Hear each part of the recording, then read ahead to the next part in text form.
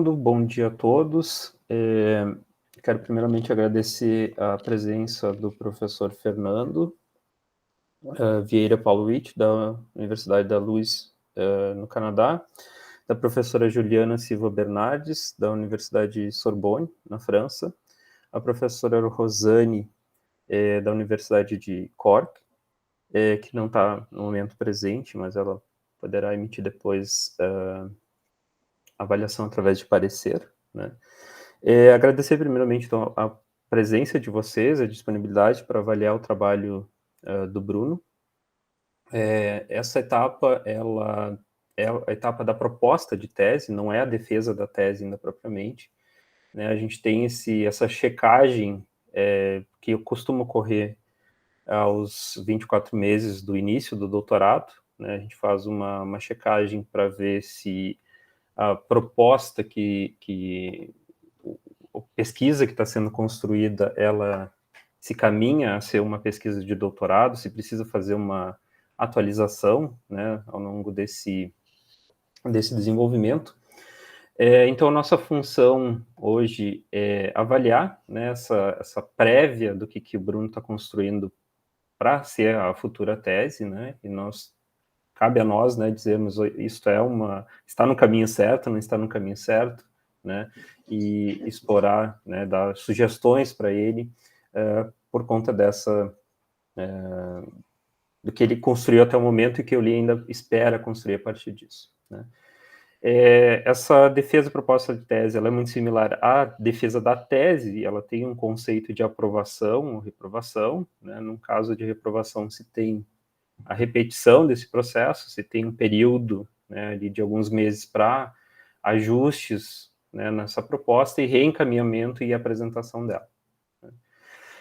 Então, já agradecendo a presença de vocês, eu passo a palavra ao Bruno, para que ele inicie a apresentação. Bruno tem em torno de 50 minutos para fazer a tua explanação da tua proposta, e depois nós passamos, então, para a arguição da banca.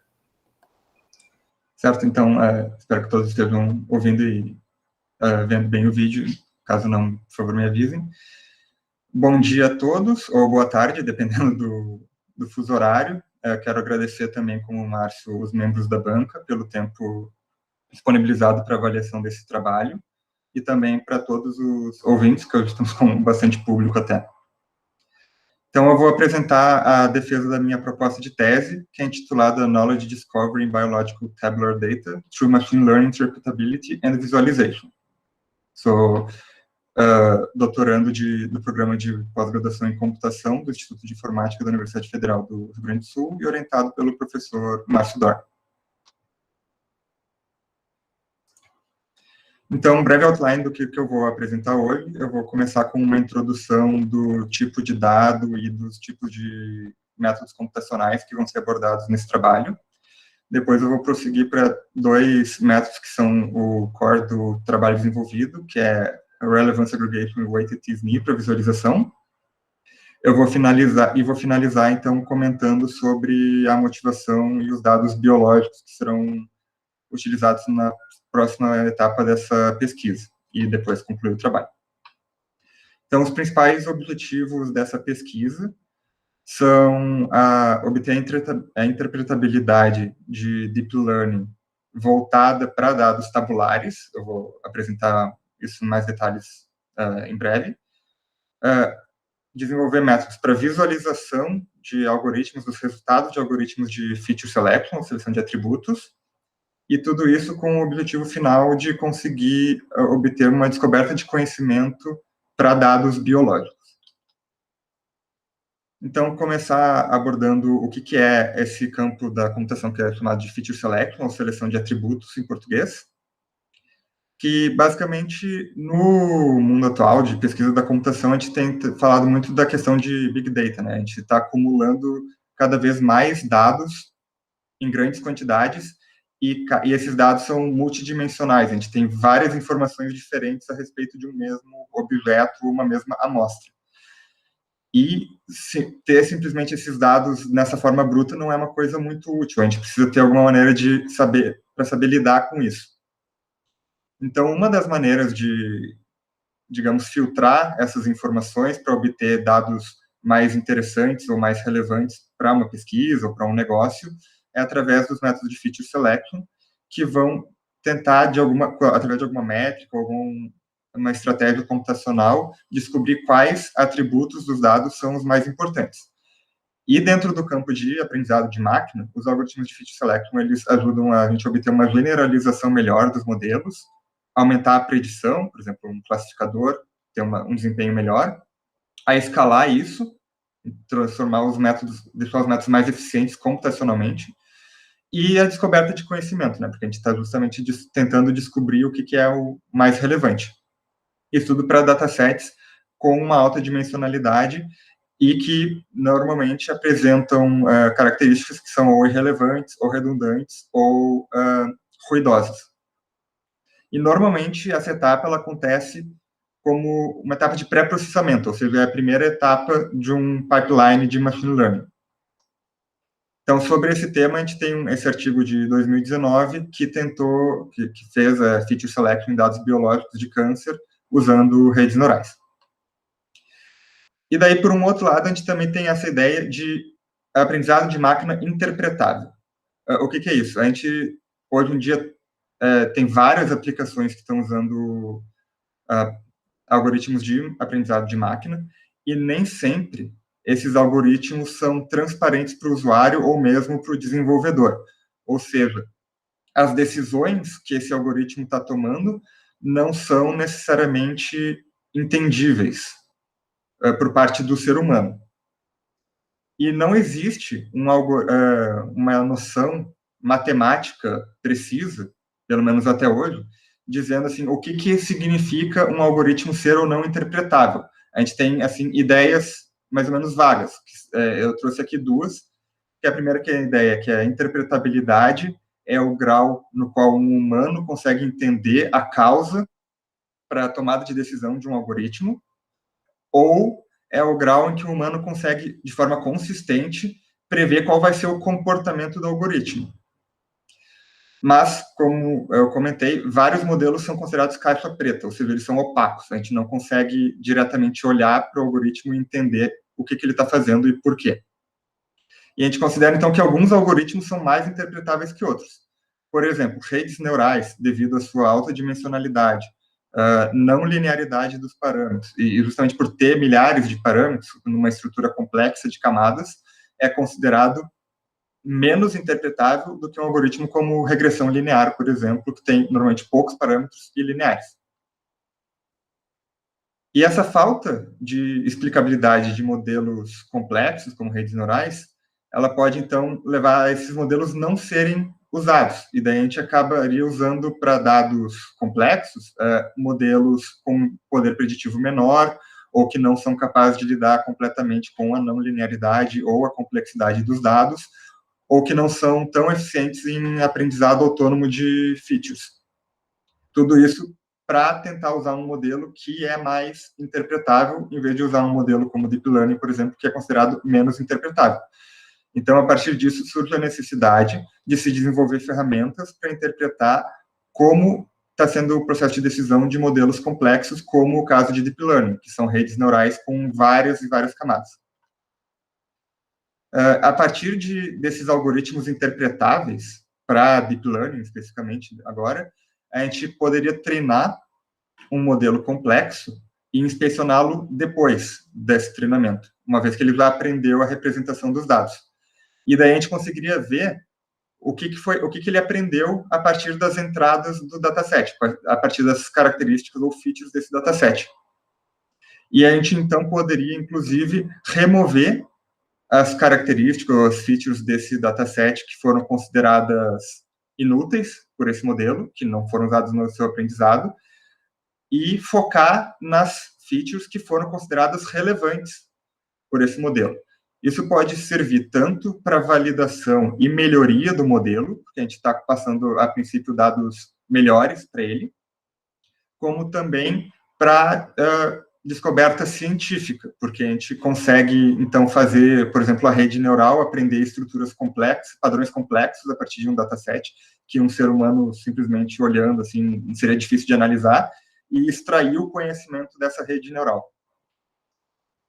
Então, eu trouxe aqui alguns exemplos de como uma rede neural poderia ser explicada através de 5 perguntas. Então, digamos que a gente tivesse uma rede neural que está fazendo classificação de imagens, e uma das classes, por exemplo, é de fotos de cães. Então, 5 perguntas que a gente poderia fazer, por exemplo. A gente poderia perguntar como é que os neurônios dessa rede, ou seja, como é que os parâmetros internos da rede se comportam em relação à entrada de uma foto de um cão. A gente pode perguntar, dentro do dataset do que essa rede aprendeu, o que consiste um bom exemplo de uma foto de um cão, ou a gente pode fazer uma engenharia reversa a partir do aprendizado da rede e criar uma imagem que essa rede considera que é um cão prototípico, digamos, que é essa imagem central. A gente poderia alterar as fotos, por exemplo, eliminando certas partes para ver como isso afeta o desempenho da rede, assim, o que faria mais ou menos ela considerar que é um cachorro. Ou a última pergunta, que é o foco dessa pesquisa especificamente, que é considerando uma imagem de um cão, por exemplo, quais pixels dessa imagem a rede está considerando para tomar essa decisão de que sim, isso é um cão. E daí, por exemplo, a gente tem esse exemplo aqui que a rede está focando no rosto do cão e, por exemplo, ignorando esse gato que está deitado aqui. Fazeria sentido. Então, existem diversas maneiras de atingir esse tipo de objetivos, de algoritmos propostos. A maioria deles foi proposto nos últimos anos, assim, de 5 anos para cá. E um deles, bastante popular e que tem estado da arte, é o Layer Wise Relevance Propagation, ou LRP, que foi o que foi usado nos experimentos desse trabalho. Ele funciona basicamente a partir de uma rede neural que já foi treinada, ou seja, ela já aprendeu a fazer a classificação, por exemplo, que é, digamos, essa rede de cima. A gente pode pegar a entrada, que, por exemplo, a foto de um cachorro, e passar, né, nos neurônios de entrada e fazer isso percorrer todo o caminho da rede até chegar na saída dela. Como é que a gente faz agora a análise, a interpretação desse resultado? A gente pode pegar a saída da rede neural e reenviar em direção à entrada da rede, fazendo uma distribuição camada a camada, neurônio a neurônio, que é em relação aos pesos das conexões da rede, que vamos dizer o quão relevante aquela conexão é ou não, e a ativação daqueles neurônios. Então, a gente começa com a saída da rede e vai redistribuindo ela a cada camada, até que a gente chegue na camada de entrada, que vai nos dar uma informação de relevância, ou seja, vai ter um valor numérico para cada entrada, nos dizendo o quão relevante foi aquela entrada para obter o resultado final da rede. E essa distribuição da relevância entre camadas é feita a partir de regras de relevância. Eu trouxe aqui as 2 regras que foram usadas para esse trabalho, para o tipo de dados que eu vou apresentar em breve. A primeira delas, que foi a regra usada nas camadas ocultas da rede neural, é chamada de alfa-beta, e ela faz uma distribuição dos pesos da relevância, que é proporcional à ativação dos neurônios multiplicada pelos pesos positivos da rede, isso dividindo por todos os pesos e ativações daquela camada, e da ativação do neurônio multiplicada pelos pesos negativos, que seriam os que estão influenciando negativamente naquela distribuição. Então, ela faz uma divisão dos dados entre o que está contribuindo, que seria a relevância, e o que está prejudicando a classificação, que é a contra-relevância.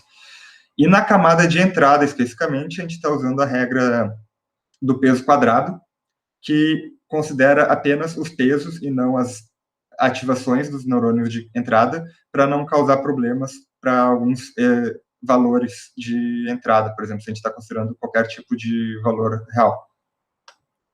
Então, aqui só um exemplo de como o LRP funcionaria. Se a gente classifica aqui, por exemplo, um dataset entre quadrados e círculos, e depois faz um mapa de calor baseado nessas relevâncias. Então, se a gente for visualizar a classe quadrados, o esperado é que os pixels representando os quadrados vão estar marcados mais forte em vermelho, e os pixels do círculo, que são a classe oposta, estão marcados em azul, porque são valores negativos de relevância. Então, o LRP já foi usado em algumas aplicações de dados biológicos, por exemplo, para ressonância magnética de Alzheimer, morfologia ou profile molecular de tumores e predição de câncer de mama. Isso para dados de imagem ou dados de sequenciamento. Mas o nosso foco nesse trabalho é em dados tabulares. Então, só assim, explicando rapidamente um dado tabular, a maior parte dos trabalhos de interpretabilidade de redes neurais é voltado para dados de imagem, ou texto. E no dado de imagem, a imagem sendo um objeto 2D ou 3D, se considerar os canais de cor, né? E as features não são claras numa imagem. Por exemplo, aqui eu tenho a mesma imagem de uma abelha, mas se eu virei ela, espelhei, o que estava sendo representado por determinados pixels já não é mais aquela mesma informação. Então, dados de imagem tem essa questão. Dados tabulares, por outro lado, são esses que são apresentados em forma realmente de uma tabela, em que cada feature ela é bem definida numa coluna. E cada linha aqui dessa tabela, então, seria uma das minhas amostras. E as dificuldades desses dados tabulares. Uma vantagem é justamente que eu sei o que cada coluna representa. As dificuldades, esses valores eles podem ser diferentes. Eu posso ter escalas diferentes. Eu posso estar trabalhando com dados contínuos, por exemplo, nesse exemplo aqui, né, números reais. Eu posso estar trabalhando com dados categóricos, dados ordinais, dados binários. Então, isso é um desafio, na verdade, para interpretabilidade. Porque, justamente como eu mencionei, os trabalhos de interpretabilidade acabam não focando em dados tabulares. E, em parte, isso é até porque dados tabulares são um dos poucos dados hoje em dia que ainda não foram dominados por Deep Learning. Dados de problemas de classificação de imagem ou de texto, principalmente de linguagem natural, até dados de sequência, áudio. Todos eles, os estados da arte, normalmente, hoje em dia, são em algum tipo de programa de Deep Learning. E dados tabulares não, mas isso está mudando. Tem alguns trabalhos recentes aplicando Deep Learning para dados tabulares, e muitos dos dados disponíveis para a ciência e para negócios, desde sempre, são dados tabulares. Então, existe essa motivação para trabalhar com eles. Porém, vários dos trabalhos voltados para a interpretabilidade, eles não são bem adaptados para dados tabulares. Okay? Por exemplo, alguns deles exigem o cálculo de uma vizinhança, que é uma coisa mais específica de dados contínuos, de imagem, ou então, por exemplo, trabalhos atuais que usam camada de atenção, aí alguns deles, por exemplo, não funcionam para features contínuos, apenas para categóricos. Então, tendo isso tudo em mente, a gente se propôs a adaptar esse tipo de algoritmo para ser usado com eficiência e robustez para dados tabulares, através desse pequeno algoritmo aqui que a gente chamou de agregação de relevância, o Relevance Aggregation. Ele funciona iterativamente. A gente treinou uma rede neural já no dataset, ela já está funcionando, a gente já tem os pesos, e para cada, então, amostra do nosso dataset que a gente quer analisar, a gente vai predizer a saída da rede neural para ela, e vai calcular, a partir dessa saída, a relevância, usando aquelas regras que eu mostrei agora há pouco. E tendo, então, esse cálculo da relevância para cada entrada e para cada amostra, a gente normaliza esses dados por amostra, para que todas as amostras tenham a mesma contribuição final, o mesmo peso. E daí a gente vai fazer uma agregação por classe, que pode ser definida como as classes do próprio dataset ou alguma outra classe arbitrária definida pelo usuário, que vai realmente fazer a média, no caso a gente usa a média geométrica, das relevâncias de cada entrada, de cada feature para cada amostra, que vai durar um score de relevância de cada feature, que vai ser um valor de 0 a 1, sendo que 0 simbolizaria uma feature que é irrelevante, ou que não teve utilidade para a rede neural, e 1, uma feature que teve um alto peso ou importância para a tomada de decisão da rede. A motivação para esse algoritmo é que, justamente como eu mencionei, os dados tabulares, eles são variados. Então, essa é uma maneira de a gente consegue lidar tanto com dados categóricos quanto dados contínuos ou binários. Também porque a análise, por exemplo, de LRP para redes com camadas completamente conexas, que são as mais comuns para esse tipo de dado, ela se perde quando a gente está considerando esse tipo de rede, e a agregação consegue manter a consistência desses resultados. A gente consegue fazer isso justamente porque os dados tabulares, eles têm as colunas apresentando as features sempre na mesma ordem, então a gente sabe onde é que está cada feature. O Relevance Aggregation também é multivariado, então a gente está considerando as interações diferentes entre os diferentes features. A gente não necessariamente está descartando features redundantes, o que para dados biológicos é algo interessante e útil. A gente não precisa fazer iteração iterativa, então é um algoritmo que funciona de forma bem rápida. A gente também não precisa treinar outro algoritmo, um algoritmo surrogado, por exemplo. Então, é um algoritmo bem eficiente, a partir de uma rede já treinada.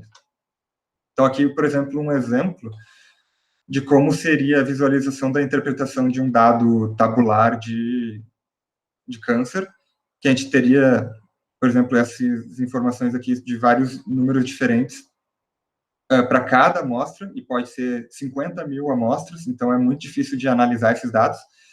E com o Relevance Aggregation, a gente chega num score único para cada entrada, que vai dizer quais foram mais ou menos importantes, um valor entre 0 e 1.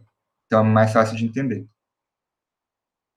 Para fazer, então, a análise desse algoritmo que a gente está propondo, a gente fez diversos experimentos. Eu vou começar, então, com os experimentos que foram feitos com dados sintéticos. A gente está usando 4 datasets. 2 são baseados no problema do XOR, que obedece essas regras aqui. Então, são dados, cada feature é um valor binário, 0 ou 1. Ele é um problema não linear, só que é o XOR com dados irrelevantes. Então, a gente está trabalhando com 50 features, das quais 2 são relevantes para calcular a saída do XOR, e as outras 48 features, elas são randômicas. Então, elas estão ali só para atrapalhar realmente o modelo. Isso tanto na versão de classificação quanto na de regressão. E também um dado sintético, criado com o sklearn, porque daí são dados reais, as features. A gente trabalha com 1000 features no caso da classificação e 100 no caso de regressão. E a gente sabe também quais são essas features que são relevantes, e as demais features são também randômicas, elas estão ali para atrapalhar e para a gente saber se a gente está identificando as features corretas. Então, 2 perguntas a partir desses experimentos, que a gente quer saber a partir do Relevance Aggregation. A gente quer saber se as features que foram aprendidas e que ganharam scores maiores, uma pontuação maior de relevância, realmente são as que estão com uma informação mais relevante do dado original, ou seja, se a gente está conseguindo aprender algo a partir desses dados. E a segunda pergunta é se essas features com mais relevância realmente correspondem ao que a rede neural está fazendo. Então, para responder a primeira pergunta, essa aqui é uma visualização que a gente propôs, que a gente chamou de Table Heatmap. Então, cada linha aqui é uma feature do meu dataset. Essas primeiras colunas aqui mostram qual foi o score de relevância para cada feature, sendo que esse aqui é o score global para o dataset inteiro, e também separado por classe, então, para a classe 0 e para a classe 1. E aqui é o resto do dataset com os dados originais, coloridos de acordo com a relevância que receberam. A mesma coisa aqui para o outro problema de classificação. A primeira coisa que a gente pode ver é que as classes podem apresentar relevâncias diferentes, tá? Ordens de relevância diferentes. Então, não necessariamente todas as classes vão estar concordando em quais features são as mais relevantes. E daí, a primeira etapa que a gente fez, que a gente pensou, foi como é que a gente sabe se o algoritmo, ou se a rede neural, aprendeu as features corretas. Então, a gente propôs o Selection Accuracy, ou acurácia de seleção, para saber qual foi a porcentagem de features realmente relevantes, que a gente conhece porque nós criamos o dataset, que foram as que receberam uma maior pontuação de relevância. A gente pode ver que para os 4 datasets, no caso de Relevance Aggregation, foi praticamente perfeito, ou seja, todas as features realmente relevantes foram colocadas nas primeiras posições. A única exceção foi no Synthetic Regression, que teve uma das features que não apareceu. E a gente comparou com alguns outros algoritmos comuns de feature selection e dá para ver, então, uma diferença de desempenho para mostrar que não é trivial descobrir essas features. E a gente também, então, propôs uma visualização desses dados, que a gente chamou de Weighted T-SNE. Como é que funciona? O T-SNE, ele faz uma projeção de um dado multidimensional para um 2D, que é o que aparece nessa primeira linha aqui. Essa primeira linha é o que acontece se a gente vê os datasets originais. sem nenhuma modificação. Então, é tudo misturado, porque a maioria das features, como eu mencionei, são aleatórias. Na coluna de baixo, o que a gente fez foi escalar as distâncias que foram calculadas entre cada ponto, e nesse caso, cada ponto é uma amostra do meu dataset, de forma que agora as distâncias elas são proporcionais aos pesos da pontuação de relevância, ou seja, features ou dimensões mais relevantes, de acordo com o Relevance Aggregation, vão contribuir mais na distância entre os pontos do que features irrelevantes. E a gente pode ver que se a gente faz essa ponderação, aí a estrutura dos datasets a partir das features relevantes aparece, né? Então, por exemplo, aqui a gente consegue ver para os 2 exemplos do XOR, que ele fez a divisão nas 4, no caso são 2 classes possíveis, mas pela não linearidade, esse é o formato esperado, dividido em 4 clusters.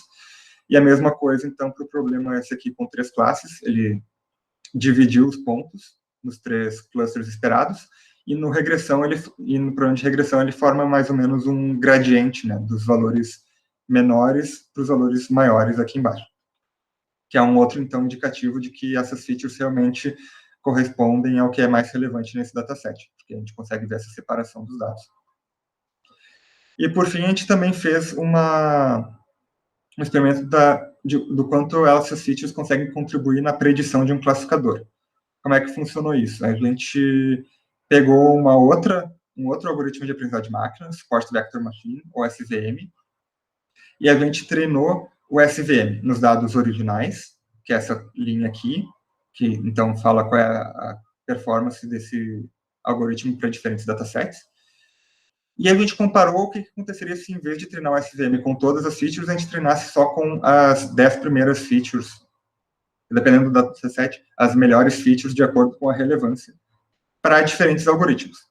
A primeira observação que a gente pode ver é que, para todos os datasets, o SVM melhorou seu desempenho se a gente descarta features que foram consideradas irrelevantes, de acordo com o Relevance Aggregation, e considera só as features que foram consideradas mais relevantes. Então, para todos eles, houve uma melhora.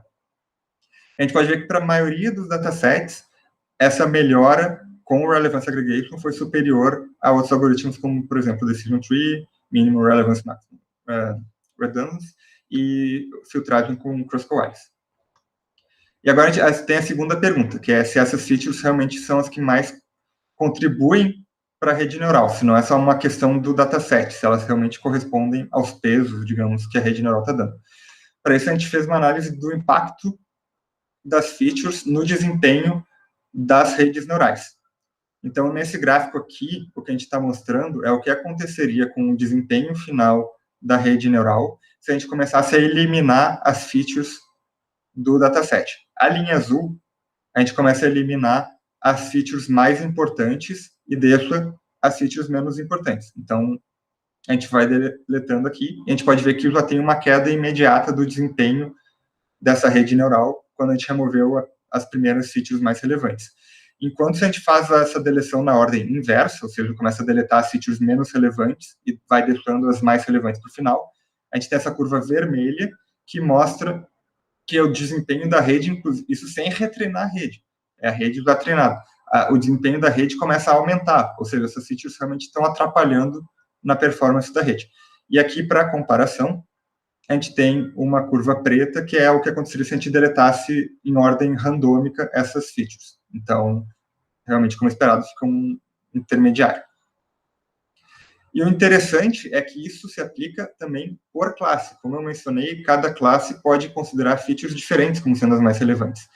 E a gente pode ver que se a gente deletar, então, começar a deletar, então, as features que são mais relevantes, por exemplo, a classe 0, que é essa linha verde, a performance da rede para predizer samples da classe 0 decai mais rápido do que das demais classes. E isso se mantém para todas as classes. Então, realmente, a gente consegue ver que a rede está considerando features diferentes como sendo as mais importantes para cada classe. Isso aqui naquele dataset sintético com 3 classes. Bom, a gente não se prendeu só a dados sintéticos, então a gente queria mostrar também que isso tinha aplicação no mundo real, com 3 diferentes datasets. Um é de expressão clínica de câncer de mama, um é um dado de compras online, esses dois são de classificação, sendo que um é com dados reais e o outro é dados reais ou categóricos. Muda também o número de classes, o número de features, o número de samples.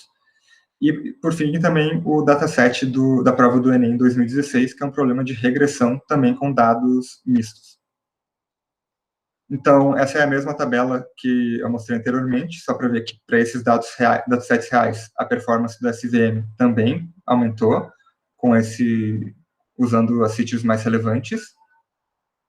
E, então, no caso do breast cancer, ou dataset de câncer de mama, a gente vê o mesmo comportamento, ou seja, deletando as features mais relevantes, a performance da rede vai piorando.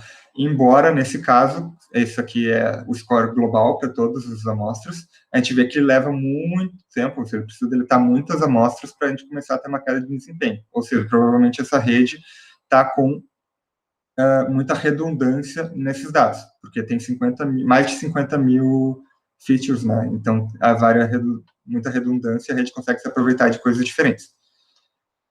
Porém, se a gente vê a análise por classe, que daí a cada linha aqui corresponde a uma das 6 classes de tipos de câncer diferentes, tipos de câncer de mama diferentes, a gente vê o mesmo comportamento, ou seja, na verdade, são genes diferentes que a rede está se guiando para fazer a classificação de cada classe. Então, isso aqui pode vir a ser uma grande contribuição para a análise desse tipo de câncer de mama, porque a gente consegue ver que genes diferentes estão impactando de forma diferente para cada tipo de câncer. Que são esses 6. Essa última aqui, na verdade, são 5 tipos de câncer diferentes e o último é tecido normal sem câncer. Então, aqui também um exemplo dessa tabela para dados para os melhores genes, né? Isso aqui cada linha corresponde a um gene diferente, e a gente pode ver que os valores mudam para cada gene. E daí aqui a gente consegue ver também aquela mesma análise do weighted SNE, só que também considerando diferentes classes, e a gente pode ver que elas se agrupam de forma diferente para cada classe. Aqui para o dado de compras online, a gente também vê que forma essa separação, então, no caso, os pontos laranjas correspondem a um cliente que entrou e não fez uma compra, e os pontos verdes correspondem a um cliente que fez compra. Então, ele conseguiu separar melhor os dados através das features mais relevantes. E uma coisa interessante foi que a gente viu que as features mais relevantes, de acordo com o Relevance Aggregation, elas correspondem às features que eram consideradas mais relevantes para os autores do artigo de onde veio esse dataset, que no caso é o page value. E para o dataset do Enem, também o mesmo comportamento.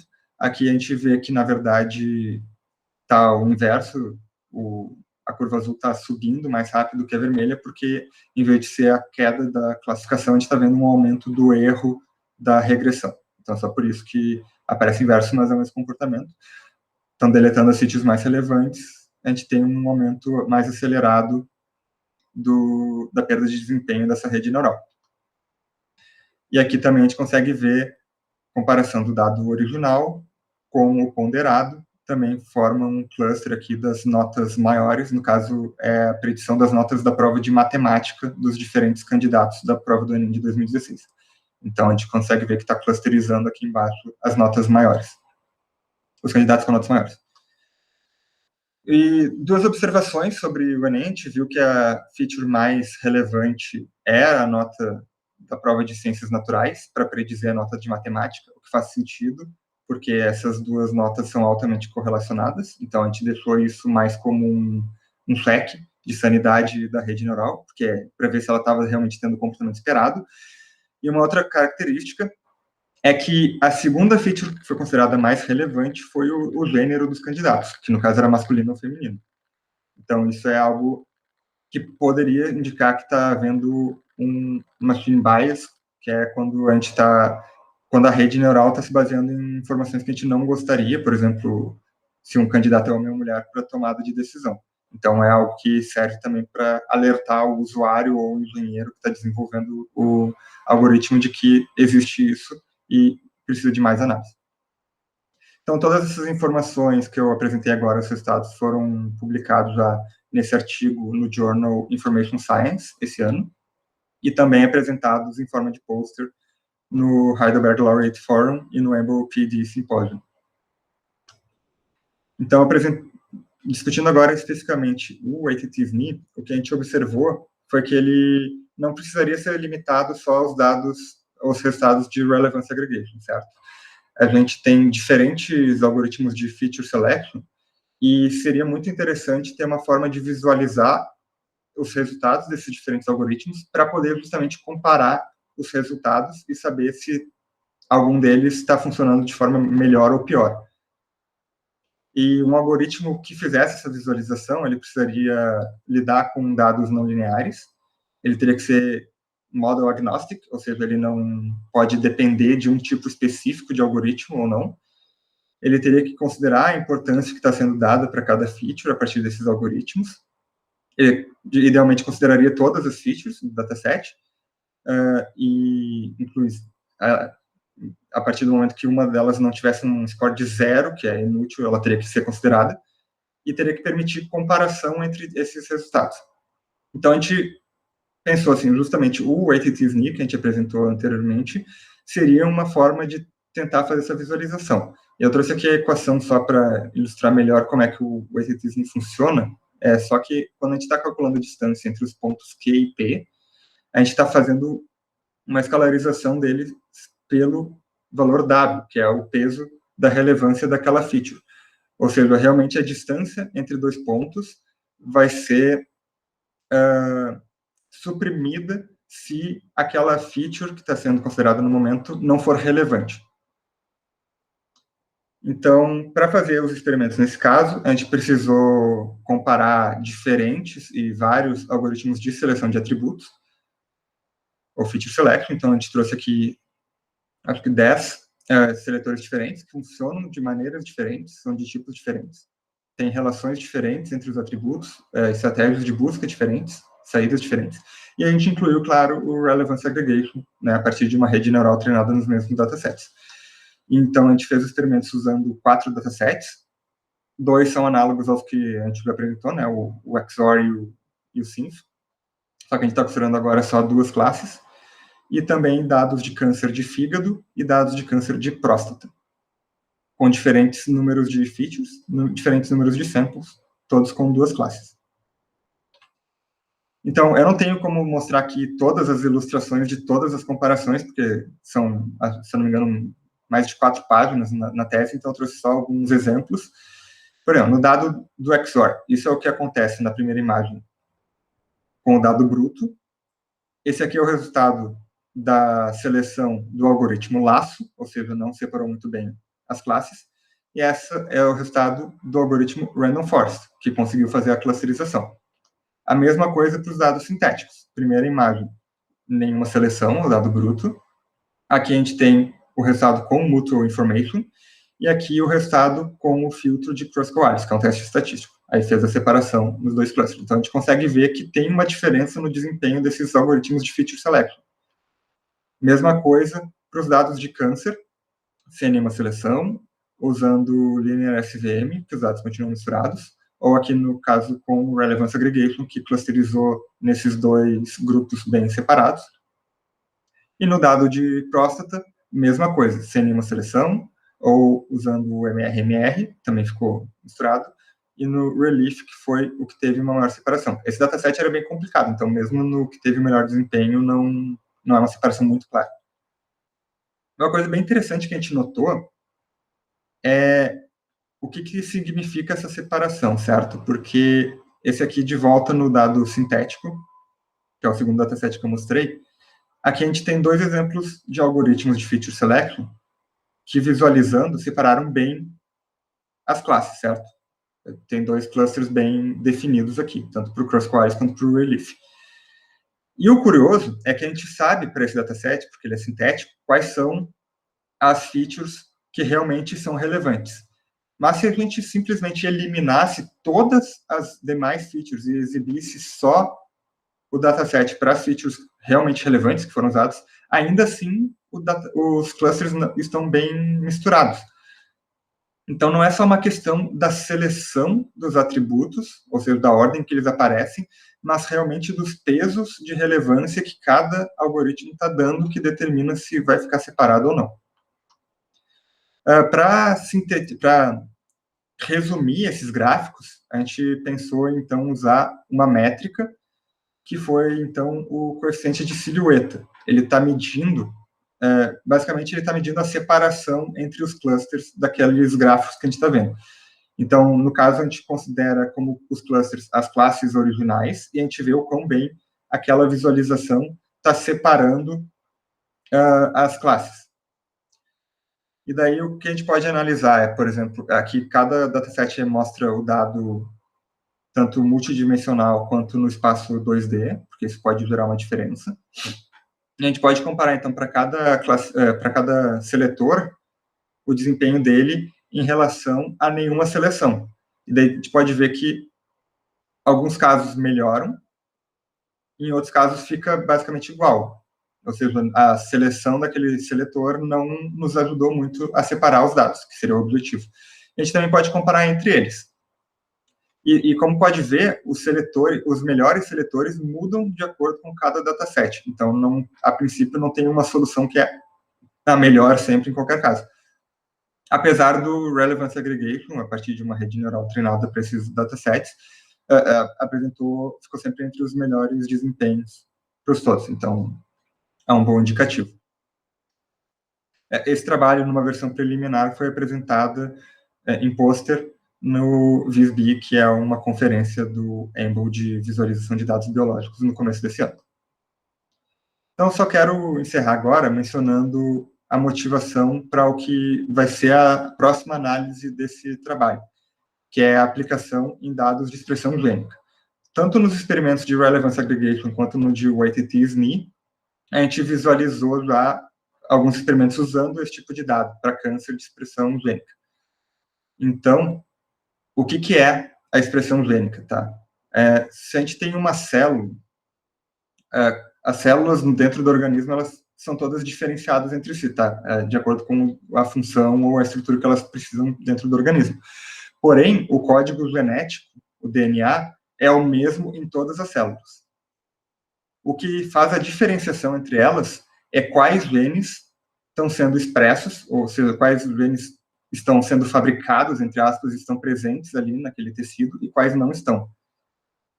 Então, se a gente estudar as diferenças entre a expressão desses genes, que, digamos, é a quantidade desse gene em cada célula, em cada tecido, a gente consegue visualizar uma diferença entre condições diferentes, por exemplo, entre um tecido que é normal e tumoral.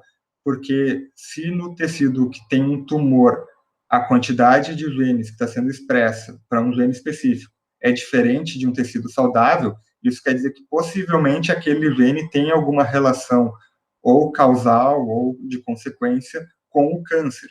Então, se a gente se debruçar e estudar mais especificamente, então, esses genes que têm a mudança, a gente conseguiria possivelmente descobrir novos biomarcadores que seriam, assim, um foco de atenção que a gente precisa olhar na doença para tentar melhorar o diagnóstico, o prognóstico ou o tratamento. E, no caso, a gente está focando em dados de câncer humano.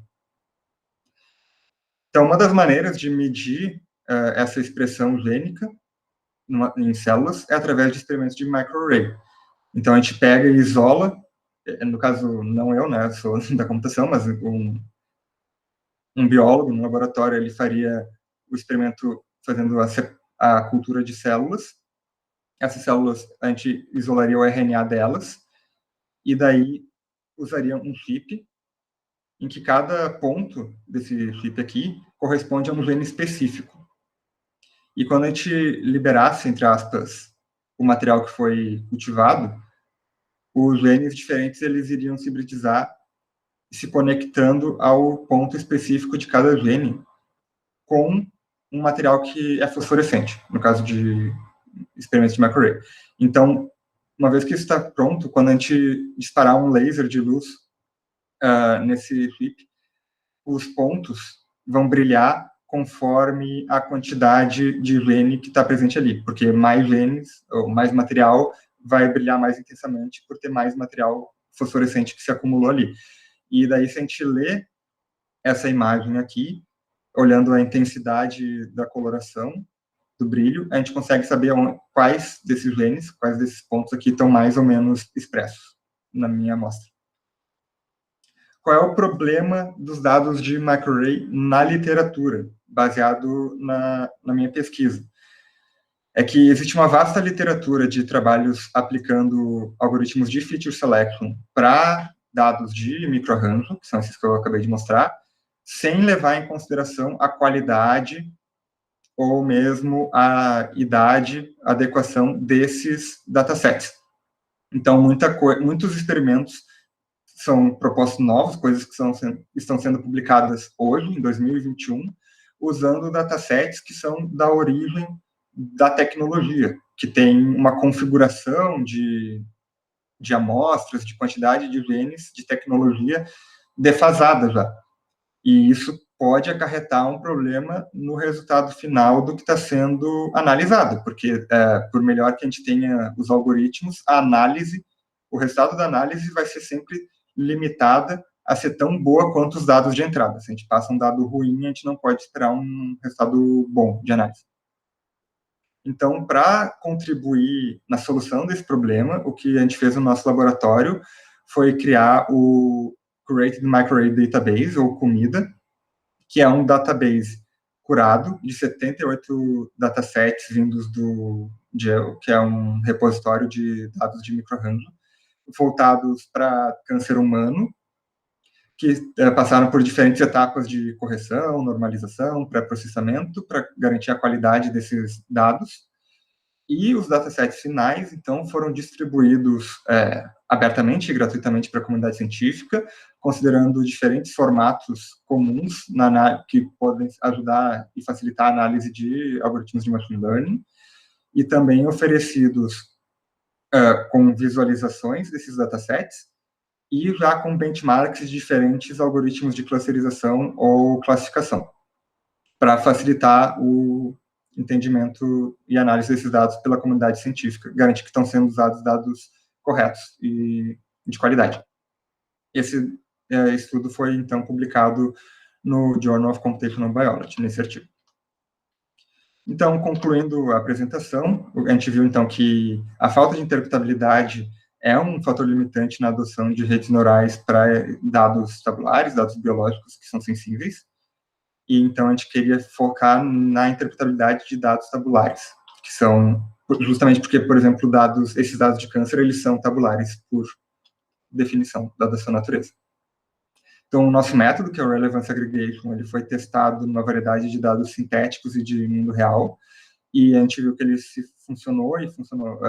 comportou corretamente para diferentes tipos de dados tabulares, problemas de classificação e regressão com diferentes tipos de feature, e que conseguiu corretamente identificar quais eram as features mais importantes para a predição das redes neurais, e que essas features podem ser distintas para cada classe.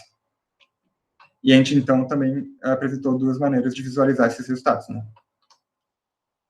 Então, o Relevance Aggregation, ele conseguiu identificar quais eram as features mais relevantes para o dataset original e melhorar o desempenho de um outro classificador, um SVM. A qualidade da seleção, como eu mencionei agora, depende fortemente da qualidade dos dados e do classificador. Então, a gente nunca pode considerar essa relevância sem estar levando em consideração outras métricas para avaliar o quão boa é, por exemplo, a minha rede neural e o quão bom é o meu dataset. Mas, mesmo nesses casos em que a rede neural, por exemplo, não está funcionando, a gente pode, inclusive, tentar usar o cálculo de relevância para descobrir que a rede neural está com um desempenho ruim. Por exemplo, se a gente vê que ela está usando features incorretas. O ATT-SNE, ele se mostrou possível de representar diferentes padrões de features de entrada para uma rede neural ou para outros algoritmos de feature selection. Então, a gente postula que isso poderia ser usado para identificação de quais algoritmos têm melhores desempenhos. E, finalizando, então, o que está sendo planejado para o final do doutorado, porque, mais uma vez, essa é a proposta de tese, então ainda tem aproximadamente 1 ano de trabalho. A gente vai fazer uma comparação extensiva de algoritmos de feature selection. A gente pretende estender e publicar os resultados de ATT-SNE que eu apresentei, com novos experimentos. A gente também está fazendo um artigo de revisão sobre a utilização de datasets de expressão gênica para aplicação em feature selection. a gente pretende aplicar algoritmos de interpretabilidade para comparar diferentes algoritmos de aprendizado de rede neural, um trabalho paralelo, e fazer o uso de Relevance Aggregation para a descoberta de conhecimento em dados de expressão eugênica, que vai se dar treinando várias redes neurais em vários datasets do Comida, por exemplo, e analisando quais genes foram mais relevantes e fazer uma análise biológica em cima desses resultados. Então, aqui compartilhando algumas das referências que foram usadas nesse trabalho. Agradecimento aos órgãos de fomento e às universidades participantes. E com isso eu concluo minha apresentação e agradeço a todos pela atenção, por ouvirem minha explanação. Obrigado. Obrigado, Bruno, pela apresentação. Tu fez dentro do tempo que a gente havia combinado.